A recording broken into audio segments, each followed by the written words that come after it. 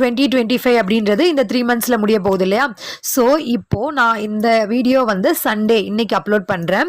நாளைக்கு மண்டேலேருந்து நம்ம என்ன பண்ண போகிறோம் அப்படின்னா, நான் என்னுடைய கோல்ஸ் வந்து சொல்கிறேன். ஓகேவா? இந்த 86 டேஸில் இந்த 2-3 விஷயங்களையாவது நான் அச்சீவ் பண்ணணும் அப்படிங்கிறதுக்காக என்னுடைய கோல்ஸை வந்து நான் இப்போ சொல்கிறேன்.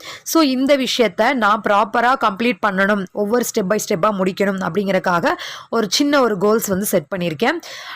அது வந்து நான் என்னன்னு சொல்கிறேன்.